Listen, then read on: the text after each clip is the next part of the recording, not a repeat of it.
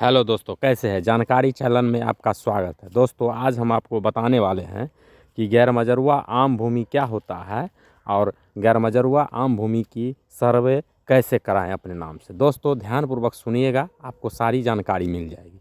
दोस्तों, पहले हम समझेंगे गैर और मजरूआ, इन दोनों शब्दों का अर्थ क्या होता है। इन दोनों शब्दों का अर्थ होता है, गैर मजरूआ का अर्थ होता है ऐसी भूमि जिस पर कृषि कार्य न हो, वो सभी भूमि गैर मजरूआ कहलाता है।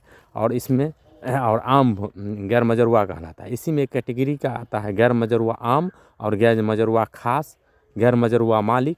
ये कैटेगरी अलग अलग बंटा हुआ है, लेकिन अभी हम आपको जानकारी देंगे गैर मजरूआ आम भूमि। आम भूमि यानी कि ऐसी भूमि जो सार्वजनिक उपयोग के लिए आता हो, वो सभी भूमि गैर मजरूआ आम कहलाता है। जैसे सड़क सार्वजनिक उपयोग के लिए आता है, जैसे नदी सार्वजनिक उपयोग के लिए आता है, जैसे नाला, शमशान, कब्रिस्तान, भिंडा और चारागाह। ये सब क्या है, ये सब जो ज़मीन का नेचर है, ये सब सार्वजनिक उपयोग के लिए आता है। और इसमें ये मुख्य रूप से ग्राम पंचायत के, जिस ग्राम में ये ज़मीन पाया जाता है, मुख्य रूप से वो ग्राम पंचायत की ज़मीन होती है। तो ऐसी भूमि जो होती है, उसकी बंदोबस्ती किसी भी व्यक्ति विशेष के नाम से नहीं सरकार कर सकती है। वर्तमान सरकार जो है, इसके भी ये जो है किसी व्यक्ति विशेष को बंदोबस्ती नहीं दे सकती है। इसकी बंदोबस्ती होगी सार्वजनिक कार्यों के उपयोग के लिए। जैसे यदि स्कूल बनाना है तो उसमें बंदोबस्त कर सकता है सरकार। यदि कॉलेज बनवाना है, सड़क बनवाना है, शमशान बनवाना है, कब्रिस्तान बनवाना है, या फिर खेल का मैदान बनवाना है, तो ऐसी परिस्थिति में वो बंदोबस्ती कर सकता है। लेकिन किसी भी व्यक्ति विशेष, मान लीजिए आप जाइए कराने के लिए कि मेरे नाम से कर दीजिए बंदोबस्ती, और उन्हें खतियान में गैर मजरूआ आम है तो आपके नाम से नहीं होगी बंदोबस्ती। यदि कोई भी पर्सन ऐसा बंदोबस्ती पर दिखाता है कि मेरे नाम से ये सरकार कर दिया है गैर मजरूआ आम ज़मीन का बंदोबस्ती, तो दोस्तों उसके कागज़ के विरुद्ध आप जिला अधिकारी यहाँ अपनी बात रखें और उसको कागज़ को चैलेंज करके उसको रद्द करा सकते हैं। और आसानी पूर्वक जिला अधिकारी इसको रद्द भी कर सकता है, क्योंकि ये मान्य नहीं होगा।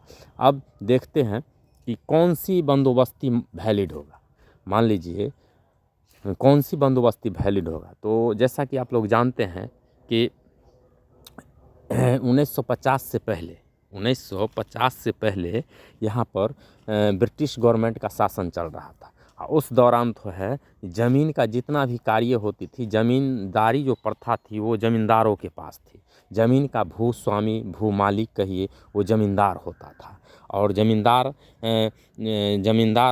होता था, तो ज़मींदार को ये पावर दिया गया था कि वो बंदोबस्ती गैर मजरूआ आम ज़मीन का भी कर सकता है। लेकिन यदि नेचर बदल गया हो, ज़मीन का नेचर बदल गया हो, तो मान लीजिए कहीं पर तालाब था और 1902 के खतियान में तालाब दर्शाया गया, लेकिन 10 वर्ष 20 वर्ष तालाब भरा गया, उस पर कृषि कार्य होने लगा, तो उस परिस्थिति में ज़मींदार जो है किसी व्यक्ति विशेष को वह बंदोबस्त कर देता था, और वो बंदोबस्ती वैलिड भी माना जाएगा। ज़मींदार द्वारा किया गया बंदोबस्ती वैलिड भी माना जाएगा। नेचर बदलने पर वो बंदोबस्ती कर सकता था, लेकिन नेचर बदला हुआ है तो वो बंदोबस्ती पत्र जो है 1/1/1946 से पहले का होना चाहिए।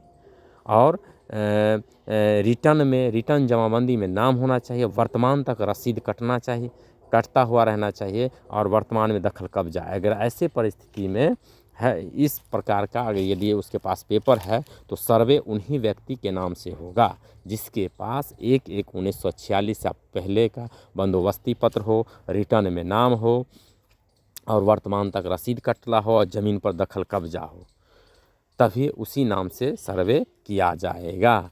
दोस्तों, तो आप लोग इस बात को समझ गए कि गैर मजरूआ आम ज़मीन का जो है सर्वे किसके नाम से होगा और किस परिस्थिति में होगा। यानी ज़मींदार द्वारा किया गया बंदोबस्ती पत्र 1/1/1946 से पहले का है, रिटर्न जमाबंदी में उनका नाम है, वर्तमान तक यदि रसीद कट रहा है, वर्तमान में कब्जा है, ज़मीन का नेचर चेंज है, तो ही उसके नाम से सर्वे होगा। ऐसा नहीं कि ज़मीन अभी भी जो है खेल का मैदान है, खेल रहा है, आप उसका बंदोबस्ती दिखा रहे हैं, तो वो भी वैलिड अनवैलिड ही माना जाएगा।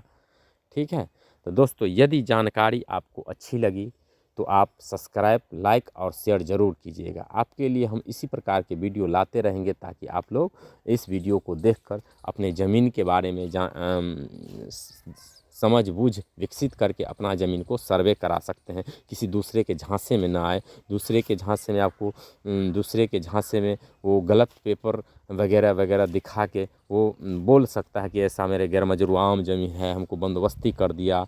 तो आप अगर ऐसा कोई बोलता है तो उसके विरुद्ध आप जिला अधिकारी के पास जाके उसकी बंदोबस्ती को रद्द भी करा सकते हैं। लेकिन ज़मींदार द्वारा यदि किया गया बंदोबस्ती है 1/1/1946 का और रिटर्न में नाम है और वर्तमान में रसीद कट रहा है, वर्तमान में कब्जा है, तो उसका बंदोबस्ती वैलिड माना जाएगा, उसे कोई नहीं रद्द कर सकता। दोस्तों, जानकारी अच्छी लगी लाइक सब्सक्राइब और शेयर करें। धन्यवाद।